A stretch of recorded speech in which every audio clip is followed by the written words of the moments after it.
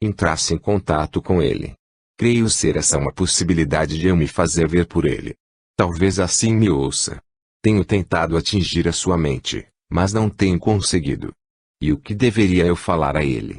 Talvez se lhe pedisse perdão. Mas o que fiz de tão grave assim para ele? Na mente doentia de meu filho, você o traiu quando começou a dedicar-se aos ensinamentos de Jesus. E como abordá-lo? Eu o auxiliarei, Luar. Mas devo preveni-lo de que não será nada fácil para você este contato com ele e com o mundo em que vive. Minha senhora, se eu devo algo ao seu filho, devo resgatar essa dívida e tudo farei para isso. Pode contar comigo. O que devo fazer? Depois de amanhã, através da intuição, tentaremos fazer com que se dirija a um lugar bastante ermo, talvez um campo com um lago, onde deverá adormecer para não ser incomodado quando se liberar do corpo, através do sono. Será que conseguirão me levar até um lugar assim? Temos que tentar, meu rapaz. Muitas outras entidades virão em meu auxílio para que tudo transcorra como planejamos. Mas previno-o, mais uma vez, que será uma experiência um tanto difícil para você. Por isso, lhe pedimos muita fé. Farei todo o possível, senhora. Tenho certeza de que o fará. Agora, Luar, preciso ir. Procurarei colaborar o máximo e rogo a Deus e a Jesus que me ajudem. Até mais, então, Luar, despede-se o espírito. Até mais, minha senhora. 77. Já passa da meia-noite e todos ainda se encontram reunidos na casa de Péricles, Brandão, Nando, Marta, Helena, Dona Maria e o próprio Péricles. Um veículo está estacionando aí fora, Brandão, informa Péricles. Devem ser os meus homens. Mande-os entrar, diz Dona Maria, vou servir um café a eles. Brandão sai para a rua e retorna com os homens. E então? Pergunta Nando. Não encontraram Luar, informa Brandão. Percorreram toda a cidade, entrando, inclusive, em algumas construções para verificar se Luar não estaria escondido em alguma delas. Mas onde será que ele se escondeu? Ele não conhece mais ninguém aqui na cidade? Pergunta Helena, ansiosa. Poderia ter se abrigado em alguma casa. Isso mesmo, concorda Marta. Alguém pode tê-lo recolhido. Talvez algum espírita que frequenta o centro. Pode ser, concorda Brandão. Você faz alguma ideia, Nando? Péricles. Talvez na casa do João ou do Clemente. Por que não procurar no centro? Pergunta a Dona Maria. Meus homens estiveram lá e falaram com Irma. Ele não esteve lá. Por que não saímos nós três? Pergunta Nando. Eu, seu Péricles e você, papai, e procuramos em algumas residências de espíritas. Podemos tentar. Vou até a casa do João, diz Péricles. Irei até de Clemente, informa Brandão, enquanto Nando resolve visitar algumas outras pessoas que conhecem Luar. Vamos com o senhor, seu Brandão, dizem as moças. Dentro de meia hora nos encontramos aqui novamente. Vamos aos 3 automóveis. O senhor pode vir conosco, seu Brandão, sugere Marta. Dali alguns instantes, Romildo, Aldo e Rubens veem a movimentação fora da casa. Para onde estarão indo? Não faço a mínima ideia. Vamos segui-los. Mas cada carro está se dirigindo numa direção diferente. Vamos seguir qual deles? Vamos atrás do fazendeiro. Ele está entrando no veículo daquelas moças. Engraçado, parece que as conheço de algum lugar, diz Romildo. Preciso descobrir quem são. Se você acha que as conhece, Romildo, melhor que elas não o vejam. Podem reconhecê-lo também. Não deixarei que me vejam. O automóvel de Marta parte em direção à casa de Clemente e Romildo segue a alguma distância, com os faróis apagados. Estacionaram ali à frente, informa Aldo. Vamos parar por aqui. Estão entrando naquela casa. Será que Luar se encontra lá? Pergunta Rubens. Como iremos saber? Eu irei a pé até lá e tentarei verificar, diz Aldo. Melhor você ficar aqui, Romildo. As moças não devem vê-lo enquanto não se lembrar quem são e se o conhecem. Você tem razão. Vá, mas com cuidado. Aldo desce do automóvel e caminha até lá. Brandão. Aconteceu alguma coisa? Pergunta Clemente ao atender a porta, fingindo preocupação, pois sabe que estão à procura de Luar.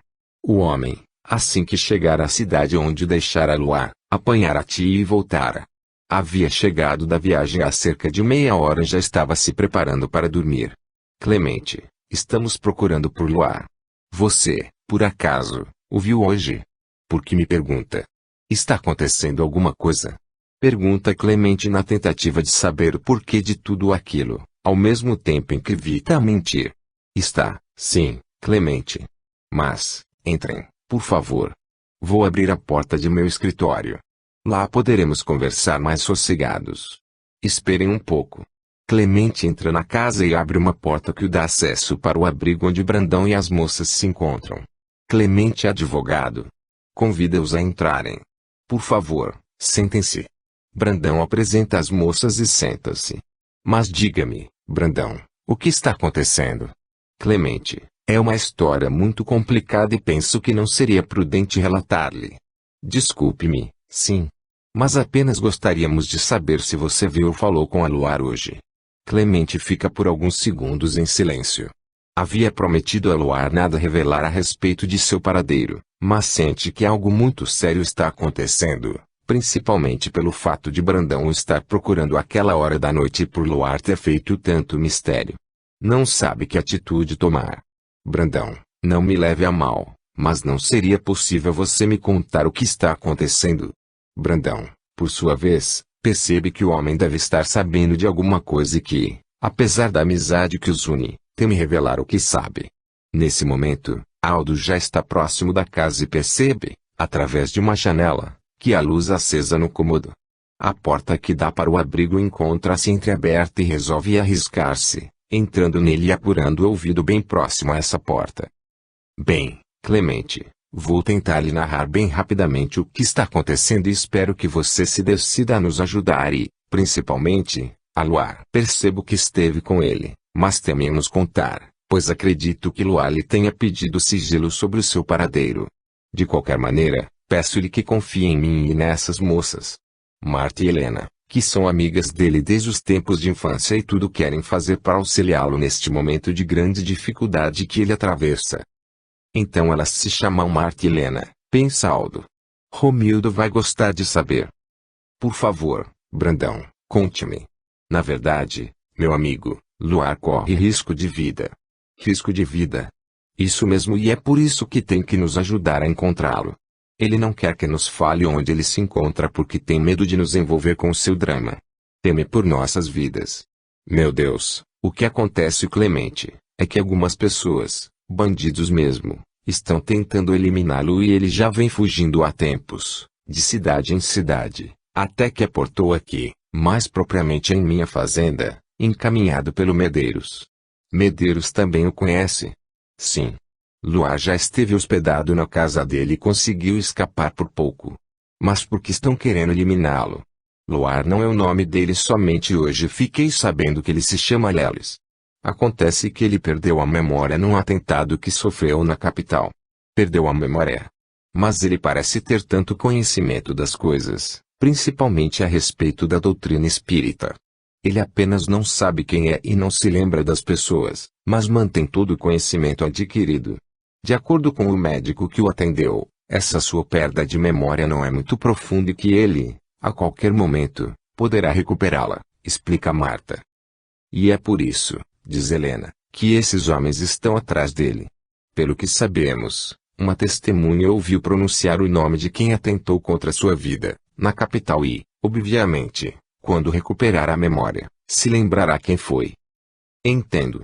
Mas por que o querem matar? Acreditamos que seja por herança, seu Clemente, responde Marta. O pai dele é muito rico. Então deve ser alguém da família envolvido nessa história. Só pode ser e desconfiamos de Paulo, seu cunhado. Um homem muito ambicioso. Estão desconfiados de Paulo. Romildo precisa saber disso também, pensa Aldo. E por que não falam com a polícia?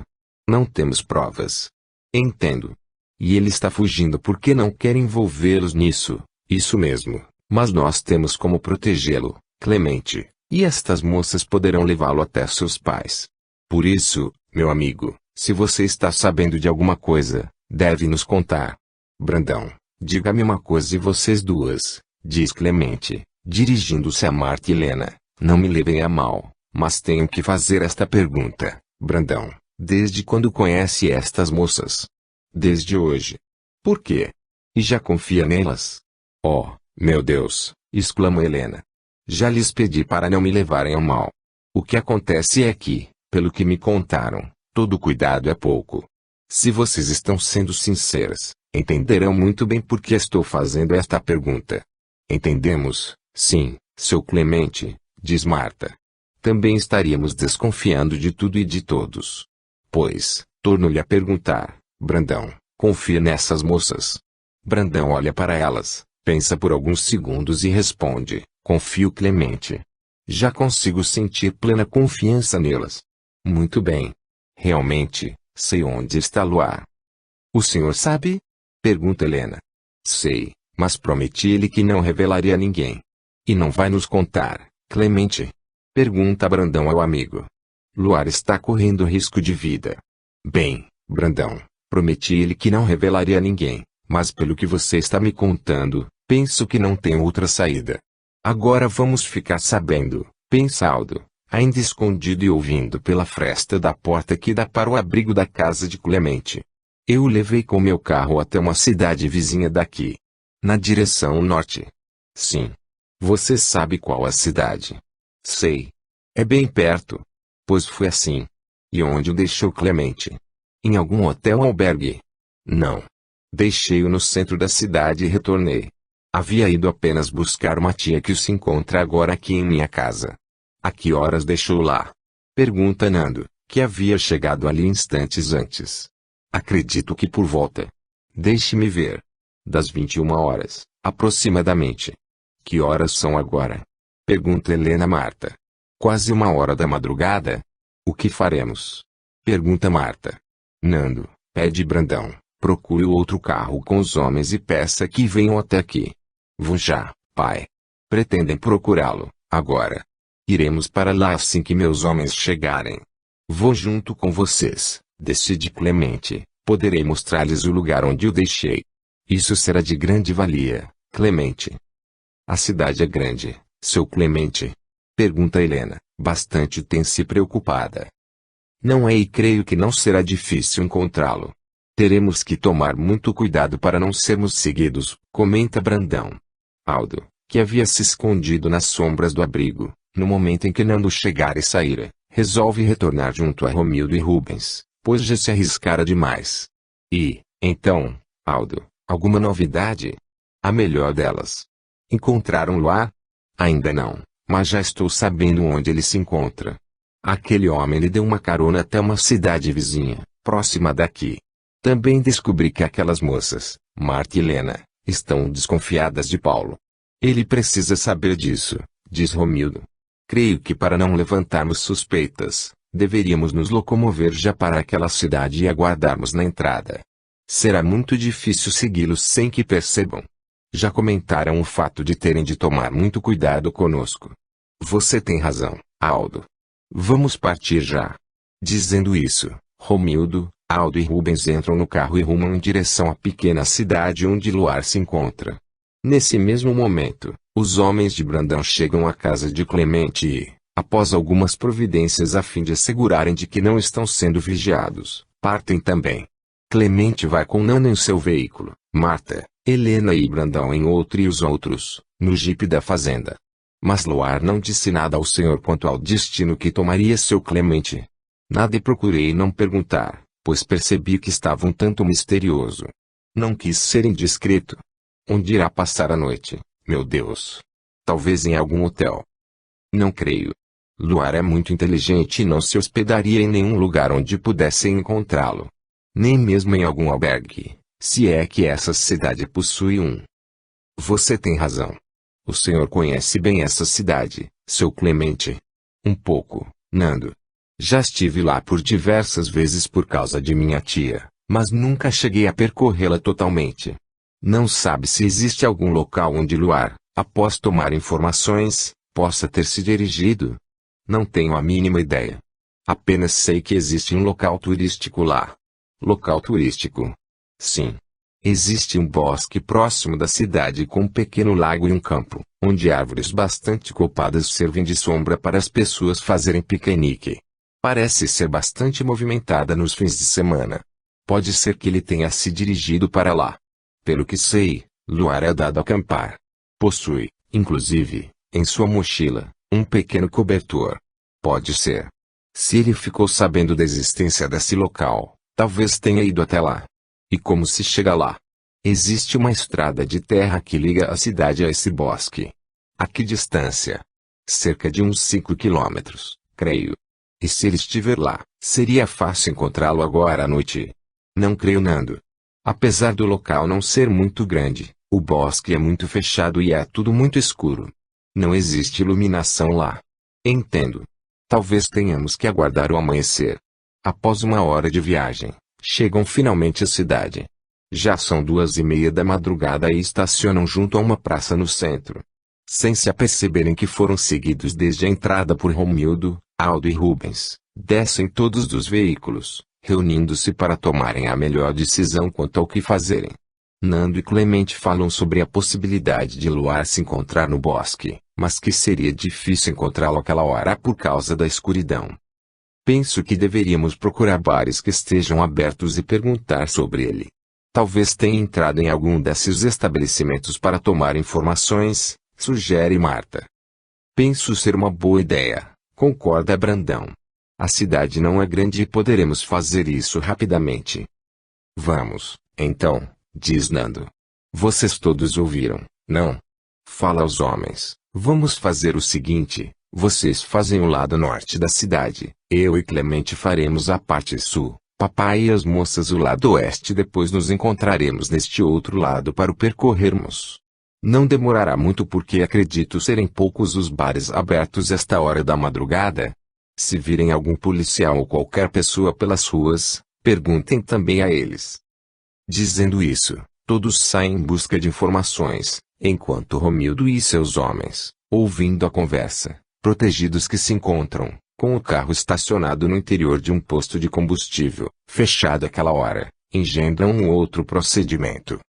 Não é a primeira vez que Luar se embrenha em lugares com árvores para se esconder. Comenta Rubens, por que não tentamos esse tal de bosque? Afinal de contas, não poderemos ficar tomando informações, pois poderíamos nos encontrar com eles e nem poderemos ficar seguindo-os nesta cidade deserta. Das duas formas poderíamos ser descobertos, e se nada temos de melhor a fazer. Penso que Rubens tem razão, Romildo. Poderíamos tentar. Algum de vocês saberia dizer onde se localiza esse bosque? Há uma placa bem ali, Romildo, indicando o caminho. Veja. Você tem razão e é justamente para o lado leste, para onde não foram ainda. Vamos para lá. Os três dirigem-se, então, até o bosque por uma estreita estrada de terra. Mas é muito escuro aqui, comenta Romildo. Veja. Logo ali à frente. O farol do veículo ilumina uma placa indicando ser a entrada do local. Como procurá-lo aqui, nessa escuridão? Vamos fazer o seguinte, como ouvimos, eles não virão aqui esta noite. Vamos passar o resto da madrugada logo ali à frente. Assim que clarear, começaremos a procurá-lo. Penso ser uma boa ideia. Pelo menos, é a única que temos no momento, diz Rubens. Não adianta voltarmos para a cidade. Não temos como fazer outra coisa sem sermos vistos por eles. Penso que Luar deve estar aqui, comenta Romildo. E quem sabe não poderá chegar a qualquer instante. Pode ser também. Nesse interim, Brandão e os outros estão percorrendo as ruas da cidade tomando informações, sem lograr êxito algum. Quando já são quase 3 horas da manhã, decidem interromper as buscas e retornar no dia seguinte para irem até o bosque. A hora é agora. 78. O som de uma buzina acorda Luar, trazendo-o novamente para o mundo material, já que estivera desprendido durante o sono, em contato com Cláudia, seus companheiros e Rebeca, mãe de Rufus. É o caminhão de pisos que chega a casa. São quase 3 horas da madrugada. Há alguém em casa? Pergunta a voz do motorista que, juntamente com seu ajudante, desce do veículo. Estou aqui, responde Luar, levantando-se e dirigindo-se até os homens. O senhor é o dono da construção? Pergunta o motorista. Não, mas estou aqui para recebê-los. Seu Pedro, o proprietário, pediu-me que os esperasse e que fosse avisá-lo assim que chegassem. Ele mora aqui perto. Por favor, aguardem um minuto que vou chamá-lo. Dizendo isso, Luar dirige-se até a casa de Pedro. Alguns minutos se passam e retornam os dois. E assim, os dois homens, e também Luar, descarregam o caminhão, empilhando tudo no primeiro cômodo da construção. Quando terminam, o caminhão parte e Pedro agradece a Luar. Muito obrigado, meu amigo. Nosso trato era apenas para você permanecer aqui à espera do caminhão e você ainda ajudou a transportar as caixas. Não há nada a agradecer, seu Pedro. Na verdade, não conseguiria ficar apenas olhando aqueles homens fazendo o serviço. Até me distraí. Eu lhe agradeço e, a propósito, você disse que estava à procura de trabalho. Sim. Preciso trabalhar e arrumar um lugar para ficar. Você já trabalhou com que tipo de serviço? Eu trabalhava no escritório de uma fazenda, onde também morava, responde preocupado com as perguntas que, certamente, viriam a seguir, pois nem documentos possuía e nem gostaria que o homem ligasse para Brandão a fim de tomar informações se, porventura, se interessasse em empregá-lo em algum tipo de trabalho. Nesse momento, inspirado por Cláudia e seus companheiros, Pedro pergunta a Luar. Você professa alguma religião, Luar? Sou espírita. Mas você possui bom conhecimento a respeito do espiritismo? Luar sente, então, uma grande emoção ao ouvir aquela pergunta, pois percebe que ela talvez não tenha vindo ao acaso ou, pelo menos, não fora em vão que talvez tivesse ali aportado junto àquele homem. Posso lhe afirmar que sim, seu Pedro. Possuo um bom conhecimento sobre o assunto. O homem pensa um pouco, coça o queixo, como quem está para decidir alguma coisa e fala, sabe Luar, nem eu e nem minha esposa somos espíritas, apesar de simpatizarmos um pouco com essa religião. Na verdade, somos católicos, mas o pai de minha esposa, hoje com 84 anos de idade, é espírita desde a sua mocidade e atualmente encontra-se bastante enfermo. Já há alguns meses foi acometido de uma doença que lhe tem comprometido a circulação, o que fez com que perdesse boa parte de seus movimentos. Permanece por quase todo o tempo deitado em uma cama e apenas consegue se sentar por alguns minutos, o suficiente para se alimentar. Mesmo assim, é necessário lhe dar o alimento na boca. Suas mãos já não possuem firmeza para segurar uma colher. Eu sinto muito. E ele é lúcido. Na maior parte do tempo, sim. Às vezes, perde um pouco a noção das coisas e fala frases ininteligíveis, oriundas de pensamentos desconexos. Diz o médico que também é consequência da baixa circulação sanguínea. Entendo. Acontece, Luar, que estamos tendo dificuldades em contratar alguém para passar as noites com ele em seu quarto. Durante o dia, 2 enfermeiras se revezam nesse mister, mas à noite. O senhor parece estar tendo a ideia de que eu faço este trabalho. Poderia ser.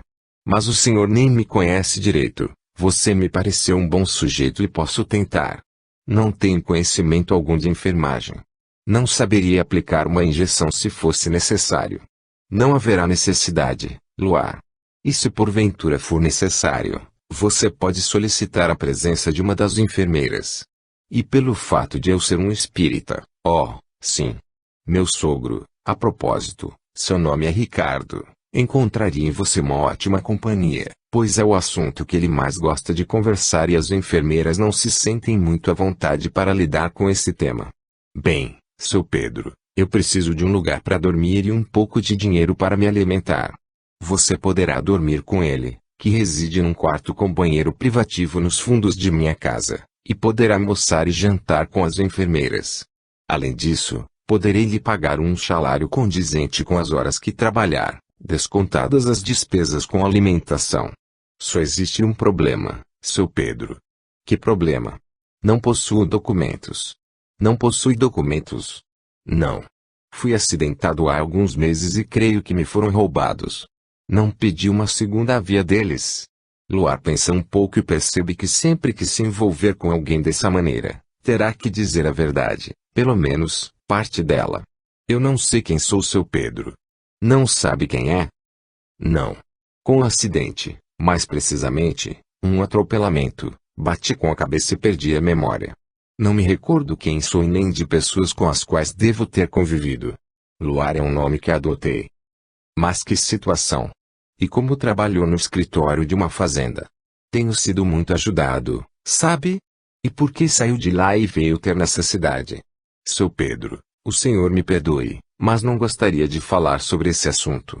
Sei que, dessas maneiras, o senhor terá toda a razão para não me empregar, mas não posso mentir.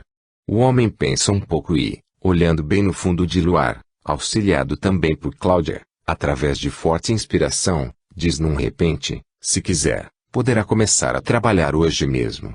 Verdade? Exclama o moço, emocionado, principalmente com o auxílio que sente estar tendo de Cláudia e os outros. Verdade. Venha, vamos até minha casa. Quero dar a boa notícia a Daisy, que está dormindo com seu Ricardo. Ela já está ficando muito esgotada com isso. Pedro e Luar, então, dirigem-se à casa. Lá chegando, por volta das 4 horas da madrugada, o homem convida a Luar a entrar por um pequeno portão nos fundos do abrigo de sua casa até o quintal, onde uma confortável construção se apresenta constituída de um quarto, uma pequena sala e um banheiro. Aguarde aqui, Luar. Vou acordar Daisy. Dizendo isso, Pedro entra e conversa baixinho com a mulher. Alguns minutos se passam e os dois vêm ao seu encontro. Bom dia, Luar, cumprimenta a mulher. Pedro falou-me da possibilidade de você prestar este serviço de acompanhamento ao meu pai. Para mim, estaria ótimo. Apenas expliquei a seu Pedro que não tenho experiência quanto a esse tipo de serviço. Não creio que terá problemas, Luar, a não ser. Bem. Você falou a ele sobre a higiene de papai? Pergunta desde ao marido. Não falei. Higiene? Pergunta o moço. Sim. É que será necessário que faça a higiene nele quando fizer as suas necessidades, além do curativo em sua perna. Isso não será problema, dona Daisy. Somos todos os irmãos e sei que, um dia, talvez, alguém tenha que realizar o mesmo por mim. Além do que, ser-me-á uma grande experiência para a minha vida. Você é uma pessoa muito boa, Luar. Papai também tem esses pensamentos. Seria o espiritismo a dar a vocês essa maneira de ver a vida. Não somente o espiritismo, minha senhora, mas principalmente, os ensinamentos de Jesus. Tenho certeza de que você se dará bem com papai. Farei o possível, dona Daisy. Bem, então, vamos combinar tudo. O seu horário de trabalho será das 20 horas até as 7 horas da manhã. Terá todo o dia livre e poderá vir almoçar com a enfermeira da parte da manhã, ao meio-dia. Na verdade, Luar, você não terá que ficar acordado durante todo o tempo, explica Pedro. Seu Ricardo costuma adormecer por volta das 23 horas e somente acorda uma vez durante a madrugada, quando terá que dar-lhe de beber e, se for o caso, fazer-lhe a higiene. E durante o dia, você o terá livre, Luar. Se o senhor tiver algum trabalho para mim, poderei ajudá-lo. Pode ser. Trabalho com o ramo de construções e, quem sabe, não poderá ganhar mais algum dinheiro com pequenos serviços. Tudo combinado, então? Pergunta a mulher. Tudo bem, mas não gostaria de enganá-los quanto ao tempo em que poderei permanecer neste serviço. Não entendo, diz Daisy. Como já expliquei ao seu Pedro, perdi a memória e, ele me disse. Talvez. Quando a recuperar, tenha que partir. A mulher sorri para ele e responde. Não se preocupe com isso, Luar. Teremos imensa alegria se a recuperar logo. Não somos egoístas a ponto de não desejar isso a você apenas pelo fato de não poder mais permanecer a nosso serviço. Eu lhes agradeço muito pela oportunidade, principalmente pelo fato de não me conhecerem. Farei o possível para não decepcioná-los. Podem ter certeza. Querem que eu comece já?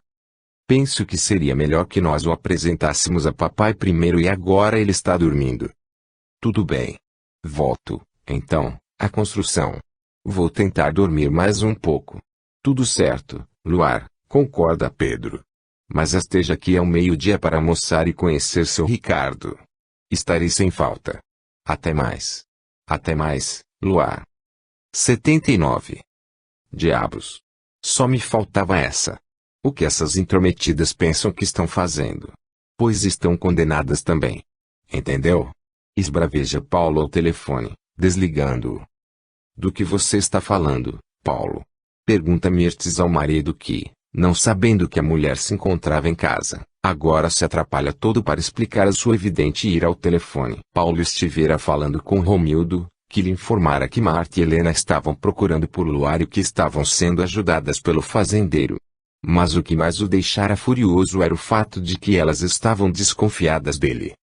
Nada, não, querida. Problemas na empresa.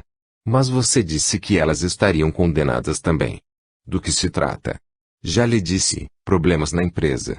São algumas funcionárias que não estão mais cumprindo a contento as suas obrigações e que, por mim, já estão condenadas a serem despedidas. Com quem você estava falando? Com Carlos, o encarregado, mente Paulo.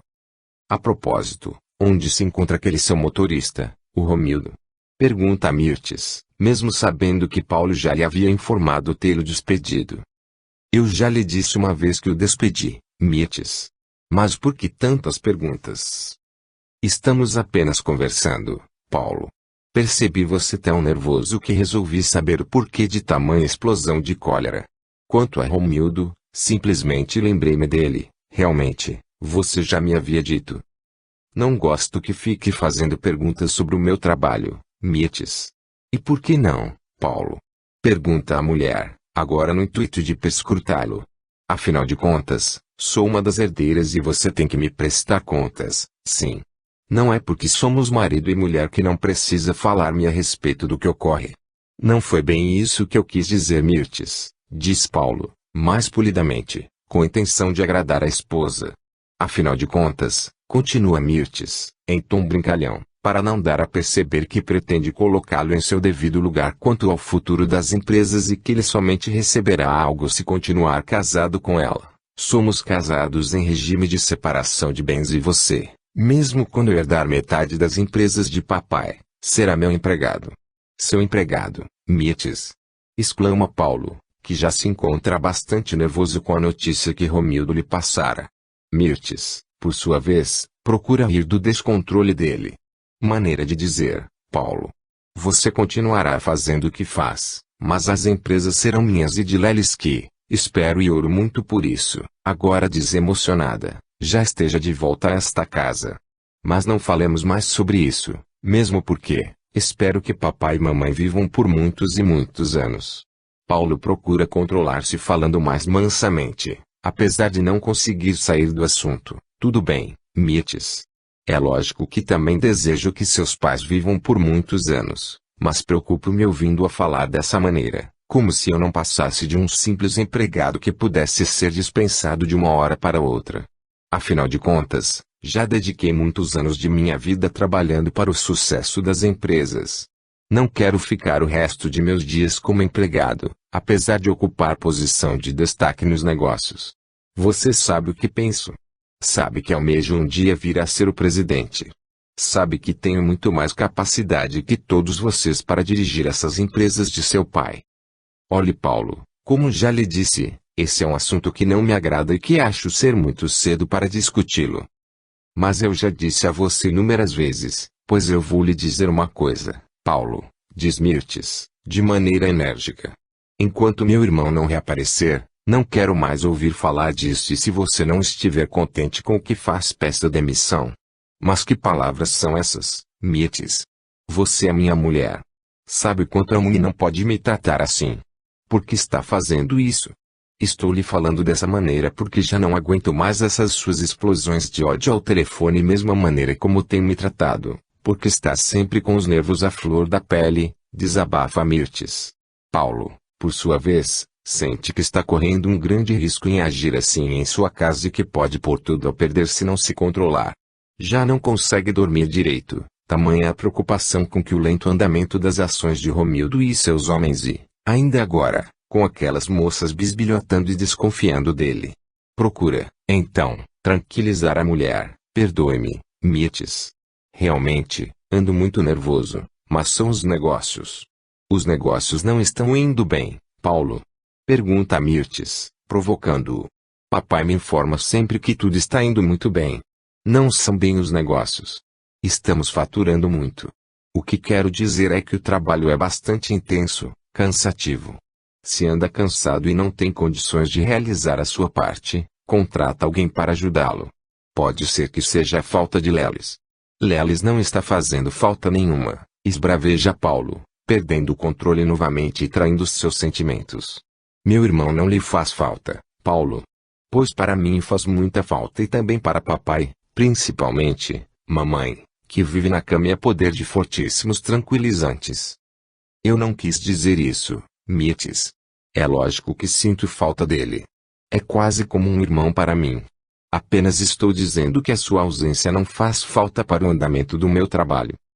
Nesse momento, Mirtes não consegue mais se controlar e desabafa algo que há muito tempo vem trazendo preso em seu coração. E sabe o que mais, Paulo? Às vezes, chego a pensar que você tem a ver com o que está acontecendo com Lelis. Mirtes. O que está dizendo? Mirtes não consegue se controlar mais e, em convulsivo choro, sai correndo da sala, trancando-se em seu quarto. Paulo permanece, por alguns segundos, estático com o que ouvira. Só me faltava essa, exclama, contrariado. Mirtes desconfiada de mim. Só pode ser obra daquelas duas. Preciso desfazer essa impressão. Dirige-se, então, até o quarto, mas a porta encontra-se trancada por dentro. Mirtes, meu bem, abra esta porta. Quero lhe falar. Vá embora, Paulo. Vá embora, pede a mulher. Não posso acreditar que você esteja pensando isso de mim. Por favor, abra essa porta. Vá embora, por favor. Depois conversaremos. Mas, Mirtes, por favor, Paulo, vá embora. O homem percebe que não adianta insistir e sai de casa, dirigindo-se em rumo pelas ruas da capital. Acho que fui longe demais. Do jeito que as coisas estão se encaminhando, logo acabarão descobrindo tudo, pensa. Tenho que parar com tudo isso enquanto é tempo, decide, estacionando em uma esquina e ligando para Romildo de seu telefone celular. Romildo, é Paulo quem está falando. Preciso conversar com vocês, pessoalmente, e urgente. Venham para a capital. Romildo, do outro lado da linha, não entende essa decisão repentina. O que está dizendo? Agora que estamos perto de alcançarmos o rapaz. Já lhe disse Romildo. Venham todos para a capital. Quero falar-lhes o quanto antes possível. Assim que chegarem, me telefone e dirijam-se ao local de costume. Parem com a missão. Mas, Paulo, não te escuta Romildo e faça o que estou lhe dizendo. Se continuarem aí, estarão correndo risco de serem presos. Mente. Voltem imediatamente. Vamos parar por alguns tempos. De qualquer maneira vou lhes pagar o combinado. Tudo bem, Paulo. Você sabe o que faz. Vamos retornar. Assim que desliga o telefone, Paulo fica a remoer planos de ação. Preciso eliminar Romildo. Lelis, quando recobrar a memória, irá se lembrar dele, e se estiver vivo, poderá me incriminar. Enquanto isso, Mirtes encontra-se em profunda desolação. Meu Deus! Será que agi corretamente? Reflete, numa grande dúvida que se lhe instala na mente. Não deveria ter falado a Paulo sobre essa minha desconfiança. E se estiver errada? Apesar de ter certeza de que ele está por trás de tudo o que está acontecendo com Lelis, não posso acusá-lo dessa maneira, sem prova alguma. Além do mais, não deveria ter-lhe falado dessa minha desconfiança, para que pudesse vigiá-lo. Agora não poderei fazê-lo. Além do mais, como será a nossa vida daqui para frente? E se ele for, mesmo, perigoso? Poderei estar correndo risco de vida. Oh, meu Deus! Ajude-me a tomar uma resolução. Nesse momento, seu pai, o Dr. Milton, toca a campainha da casa. Quem será que está lá fora? Pergunta-se, amedrontada. Será que é Paulo, tentando me atrair para fora do quarto? Mas por que estou sentindo tanto medo assim? Será ele capaz de fazer-me algo de ruim? Creio que não. Não iria arriscar o casamento. Afinal de contas, a herdeira sou eu. Mirtes aproxima-se da porta do quarto com intenção de sair e abrir a porta da rua, mas novamente o medo abate-se sobre ela. Toma, então, resoluta decisão, vai até a janela do quarto, abre e sai por ela, contornando a casa por um corredor que a cerca e espiando quem está a tocar a campainha. E qual não é o seu alívio ao ver o pai? Papai? Mirtes. Por que demorou a atender? Estava na área de serviço. A moça começa a rir, talvez pelo nervosismo que a tomara minutos antes e que agora se esvai em ver o pai. Não. Eu estava no quarto. No quarto. E por que não me atendeu pela porta da frente? Venha, papai. Vamos entrar. Dizendo isso, retorna pelo mesmo caminho com o Dr. Milton a segui-la. Quando chega à porta dos fundos da casa, constata que ela se encontra trancada por dentro. Não estou entendendo, Mirtes. A porta está trancada. A moça ri novamente. Espere um pouco, pai. Vou abrir a porta para o senhor. E qual não é a surpresa do homem quando vê a filha entrar na casa pela janela de seu quarto e, em poucos instantes, vir abrir a porta para que ele entre. Mas o que está acontecendo, Mirtes? Você saiu pela janela. Entre, papai. Vou lhe contar tudo. Você não vai ficar mais nenhum segundo aqui, minha filha. Apanhe suas coisas e vamos para minha casa. Coloque numa mala apenas o necessário. Você sabe para onde foi Paulo? Não. Ele saiu quando percebeu que eu não iria abrir a porta do quarto. Mas, Mirtes, você tem mesmo certeza do que está falando? Ou seja, dessa desconfiança sobre o seu marido. Tenho, pai. Mas precisamos tomar alguma providência. Vou falar com um delegado, meu amigo. Penso que deve fazer isso, sim. E se estivermos errados? O máximo que ele poderá fazer é nos processar. Que Deus nos ajude, filha, e que com isso possamos encontrar Lelis, de uma vez por todas. Tenho certeza de que Paulo sabe, pelo menos, em que região Lelis se encontra. Apresse-se, Mirtes. Vamos embora. Você vai almoçar conosco. Elsa, a minha empregada, saiu para as compras, papai. Ela tem as chaves da casa? Tem. Então deixe um bilhete para ela, dizendo que precisou sair, que talvez não volte antes do anoitecer, e para ela trancar a casa quando for embora. Mas ela vai perceber que levei roupas. Se isso acontecer, ela irá telefonar lá para minha casa e então lhe diremos que não sabemos onde você está. Tudo bem, papai. O senhor sabe o que faz. Vamos voltar, diz Romildo. Voltar? Sim. Acabei de falar com Paulo e ele pede que suspendamos todos os planos. Quer falar conosco na capital? Não estou entendendo, diz Aldo. Ele disse que vai nos pagar o combinado e quer que não façamos mais nada contra Luar. Mas será possível? Isso não está me agradando, Romildo. Bem, vamos cumprir as ordens dele. Se nos pagar o combinado, mas disse que nos pagaria mais se tivéssemos êxito. Vamos cobrar isso dele, também. Não somos nós que estamos desistindo. Ele que pague. Vamos, então. De nada adianta ficarmos aqui fazendo conjecturas. E assim, os três homens afastam-se do bosque, quase encontrando-se com os carros que levam Brandão, Nando, Clemente, Marta, Helena e os outros. São 10 horas da manhã. É aqui, informa Clemente. Vamos entrar. Percorrem, então, todo o bosque e nada encontram. Chegam a chamar por Luar, que não os atende. Acho que ele não veio para cá, não, comenta Clemente. Vamos voltar para a cidade e fazer as mesmas investigações junto aos donos de bares. Vamos voltar, concorda Brandão. Oh, meu Deus, exclama Helena. Será que não vamos encontrá-lo? Onde será que ele se escondeu?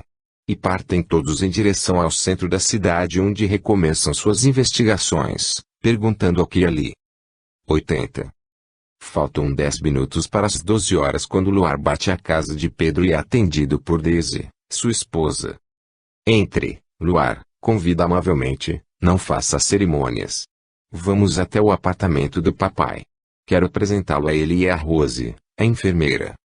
Luar acompanha a mulher pela casa até chegarem à porta dos fundos. A uns 6 metros, encontra-se a construção do apartamento com sala, quarto e banheiro que abriga o velho doente. Rose, este é Luar, sobre o qual lhe falei hoje de manhã. Ele vai passar as noites com o papai e hoje já almoça com você. Rose é uma senhora de aproximadamente uns 56 anos de idade, bastante simpática, que cumprimenta Luar com muita alegria.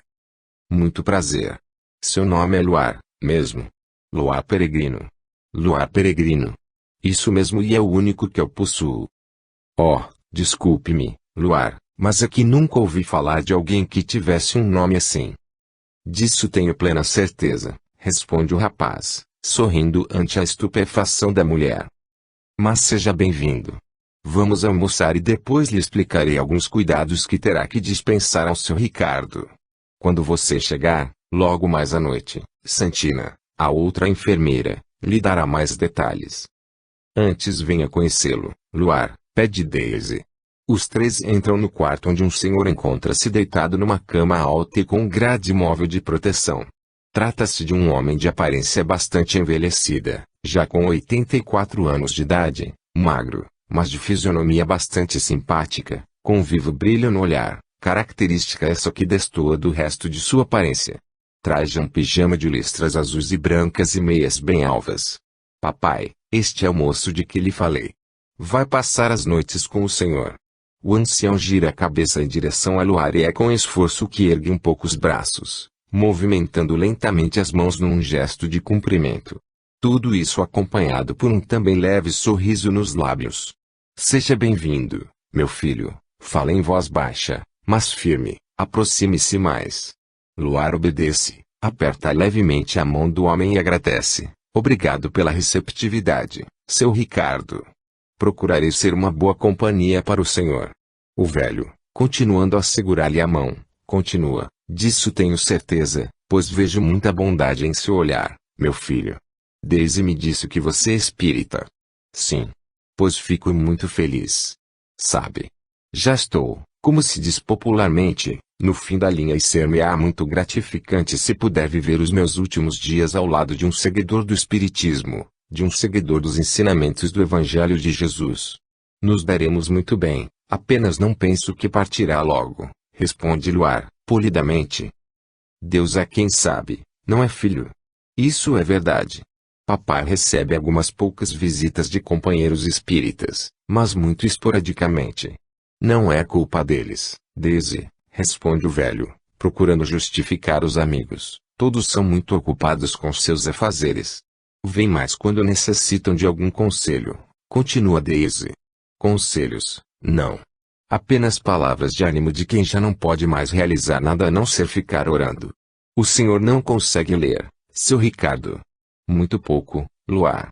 Minha vista já não tem mais a mesma capacidade e canso-me muito depressa. Quando quiser, poderei ler para o senhor. Gostaria muito, mas não quero que se canse muito comigo. Será um grande prazer. Possuo muitos livros, apesar de gostar mais do Evangelho segundo o Espiritismo, trago alguns aqui na mochila. Verdade? E o que faz com eles? Procuro distribuí-los aos que considero mais necessitados. Você é realmente um bom moço e um bom espírita, porque não basta apenas usufruirmos os benefícios do conhecimento das coisas. Temos que passar esses conhecimentos aos nossos irmãos, não é verdade? Tem toda a razão, seu Ricardo. Agora, por favor, Luar, vai almoçar antes que a comida esfrie. Vou, sim. Luar, então, acompanhe a Rose até a sala do apartamento e senta-se para almoçar. Se você não se importar em perder algum tempo, já que seu horário será a partir das 20 horas, gostaria que me acompanhassem algumas providências para que já comece a se familiarizar com o tratamento que terá que dispensar a seu Ricardo. Não me incomodo, não, e acho isso muito importante, pois não tenho nenhum conhecimento. Não haverá nada de complicado, inclusive, se precisar de algo, basta que chame por Dona Daisy, ela entrará em contato comigo e eu virei até aqui. Muito obrigado, Rose. Assim que terminam de almoçar, Rose e Luar retornam ao quarto onde a moça lhe mostra aos horários que terá que ministrar alguns remédios ao ancião, bem como a maneira correta de fazer-lhe a higiene necessária. Nesse momento, Daisy retorna e mostra a ele onde poderá banhar-se, oferecendo-lhe os préstimos de sua empregada quanto às suas roupas. Nem sei como lhe agradecer, Dona Daisy. A senhora é o seu Pedro. Não nos agradeça nada, Luar. Apenas nos retribua sendo uma ótima companhia para o meu pai. Trate-o com muito carinho. A senhora pode ficar tranquila quanto a isso. São 19h40 quando Luar retorna à casa e se apresenta a Santina, a enfermeira que terá que substituir. Esta lhe dá mais algumas instruções e parte. O homem sorri para ele e lhe pede para sentar-se ao seu lado. Gostaria de conversar um pouco com você, Luar. Estou disposto a ouvi-lo, seu Ricardo. Lembra-se de nossa conversa há poucas horas? Sobre a necessidade de instruirmos nossos irmãos a respeito da doutrina espírita. Isso mesmo. Pois vou lhe dizer uma coisa. Li há algum tempo, numa pesquisa sobre o espiritismo no Brasil, que nós, espíritas, somos uma pequena porcentagem da população. Sabe o que isso significa, Luar? Diga, seu Ricardo. Isso significa que somos um número muito pequeno e que, na verdade, fazemos parte de um grupo bastante privilegiado. Privilegiado. Sim, e sabe por quê?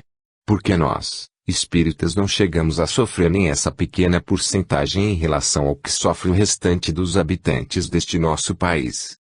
Também, penso assim. Sei que muitas pessoas iriam me perguntar, como não sofremos? Será que esse velho, já no fim da vida, nunca passou pela amarga experiência de perder o convívio com algum ente querido, apartado-se pela frieza da morte física? Será que nunca passou, por exemplo, pelo dissabor de se ver desempregado?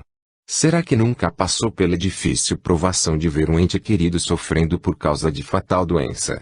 Entendo, compreendo perfeitamente esses pensamentos que um irmão possa ter com respeito a este assunto e lhe dou toda a razão em dizer que nós, espíritas, também sofremos, mas, em contrapartida, continuo a afirmar que, em qualquer destes constrangimentos ou outros que possam ocorrer, causando-nos transtornos e tristezas, sofremos bem menos do que sofrem os que ainda não conhecem a doutrina espírita, não é verdade? Tenho certeza disso, responde Luar, abismado com a lucidez de seu Ricardo e com a sua sabedoria, pela maneira como vê as coisas da vida. E por quê? Podem continuar a perguntar. É muito simples. Os que não têm as mesmas respostas que temos na doutrina espírita, não compreendem realmente as razões do sofrimento humano e que esses sofrimentos não passam de aprendizado para todos e que não existe o chamado castigos de Deus. Não sabem que Deus não castiga ninguém e que tudo o que nos ocorre são consequências de nossos próprios atos. São oportunidades benditas de aprendermos com os nossos erros. O Senhor tem toda a razão, concorda Luar, ainda muito impressionado com as palavras daquele ancião doente do corpo, mas tão são da mente e da razão. Não possuem também o consolo do intercâmbio com o plano espiritual, a reaproximação com os entes queridos que já abandonaram o corpo físico, mas que se encontram mais vivos do que nunca. Não têm a mesma certeza que temos de que a vida é eterna e que Deus somente deseja para nós, seus filhos, a verdadeira felicidade que a reserva para nós, deixando a nosso cargo o tempo que poderemos levar para alcançá-la. Além de nos ter enviado Jesus, que nos deixou ensinamentos suficientes para que possamos alcançar esse tão grandioso destino, completa Luar. Mas o mais importante, Luar, é o seguinte: por que somos nós esses privilegiados? Será que Deus nos escolheu aleatoriamente para sofrermos menos, comparativamente aos nossos irmãos? Não poderíamos ter sido escolhidos por mero acaso, não é, seu Ricardo? De maneira nenhuma, Luar. Sabemos que o acaso não existe. O que existe é um grande comprometimento. Um comprometimento de retribuição por tudo que nos tem sido proporcionado nesta nossa presente encarnação. Isso é verdade, seu Ricardo. Muito temos sido agraciados com o conhecimento da doutrina espírita e também tenho absoluta certeza de que todos estamos comprometidos com toda essa felicidade. Você está entendendo tudo, Luar. Deus, nosso Pai, deseja que nos esforcemos para conseguirmos transmitir aos nossos irmãos de jornada, ainda desconhecedores da verdade que conhecemos, ainda desconhecedores dos ensinamentos de Jesus, os porquês da vida, para que possam também conhecer o caminho da verdadeira felicidade e sofrer bem menos do que sofrem. E o Senhor vê isso nos livros que espalhamos, não é, seu Ricardo? Não somente nos livros, que são portadores das maiores dádivas do conhecimento, mas também, através do nosso exemplo, demonstrando em nossa face o sorriso da felicidade que ditemos, para que possam questionar-se do porquê de sermos tão felizes, fazendo com que se interessem pela doutrina espírita e pelos caminhos do Cristo. Bonitas palavras, seu Ricardo, e cheias de muita verdade. Estou lhe dizendo tudo isso, meu filho, para que você, moço, ainda continue a distribuir esses benditos evangelhos de Jesus e a ensinar a seus semelhantes com o seu próprio exemplo. Sinto que você passa por sérias dificuldades, mas sinto também que tem dado exemplos de muita fé em Deus. Minhas dificuldades são muitas, sim, mas tenho a felicidade do conhecimento espírita que me proporciona muita esperança. E qual o tamanho dessas suas dificuldades, Luar? Não tem um tamanho nem um peso que eu não possa suportar. Como sabemos, Deus não nos dá um fardo tão pesado que não possamos carregar em nossos ombros, bem como coloca muitos amigos em nosso caminho que, sem notarmos, nos ajudam nos momentos mais difíceis. Luar, por favor, ajeite meu travesseiro. Pois não, seu Ricardo. Vou procurar dormir um pouco, agora. Faça isso, seu Ricardo.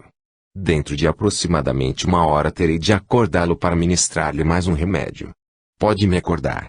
Vou preparar o despertador, pois me sinto também um pouco cansado e poderei pegar no sono. Deite-se nessa cama, Luar, e descanse também. Luar deita-se e o dia chega rápido. Os dois dormem tranquilamente, apenas sendo acordados pelo relógio nas horas da medicação. De manhã bem cedo, antes de chegar a enfermeira, Luar faz uma troca de roupas no ancião. Quando já está para sair, o homem o chama. Pois não, seu Ricardo.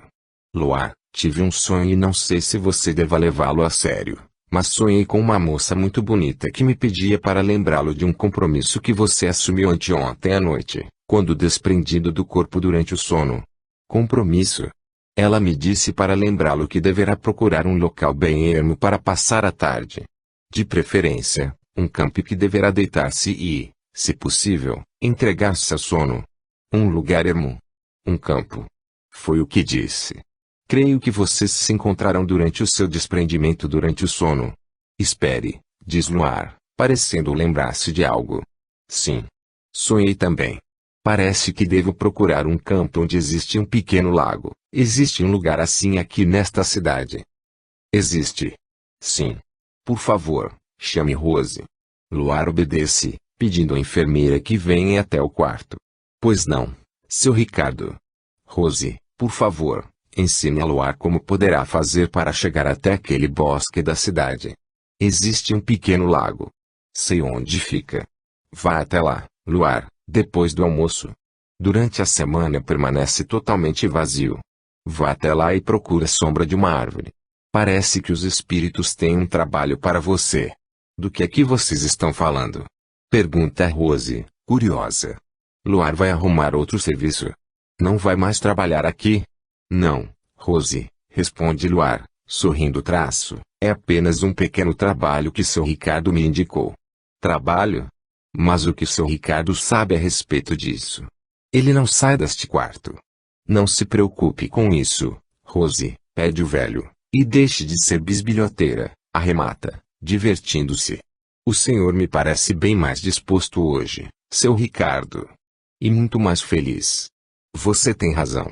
Sinto-me muito disposto e tenho certeza de que é porque arrumei um amigo. Amigo papai? Pergunta Daisy, entrando no quarto. Bom dia, Rose. Bom dia, Luar. Bom dia, respondem os dois. Mas o senhor estava dizendo que arrumou um amigo e, realmente, vejo que está com melhor aparência hoje. Sim. Luar já começou a me fazer um bem muito grande. É bondade dele, dona Daisy, fala Luar. E não se esqueça, meu filho, pede o velho traço, de ir até lá depois do almoço e hoje à noite quero que me conte tudo. Do que é que estão falando? Seu Ricardo diz ter arrumado um trabalho para Luar. Trabalho? Pergunta Daisy, também curiosa. Não se preocupe, dona Daisy, interfere o rapaz, coisa de espíritas. Ah, entendo. Realmente, você será uma boa companhia para papai. Já está sendo, fala o ancião, bastante entusiasmado, já está sendo. 81. São 13h50 e Luar já se encontra num bonito campo cercado por um bosque. Trata-se de um lugar turístico da cidade que, naquele horário, encontra-se deserto. Depois de algumas informações, chegar ali caminhando, visto distar-se da cidade pouco mais de 5 quilômetros. Um pequeno lago de águas tranquilas e límpidas dá um toque de muita calma ao local. Luar, conforme aconselhado por seu Ricardo, procura um lugar adequado, ao abrigo de algumas árvores, Retira pequeno cobertor da mochila e o estende no chão, sobre o qual senta-se. Apanha um exemplar do Evangelho segundo o Espiritismo, abra o acaso e leia o que se apresenta naquela página. Se alguém vos bate na face direita, apresentai-lhe também a outra. 7. Tendes aprendido o que foi dito: olha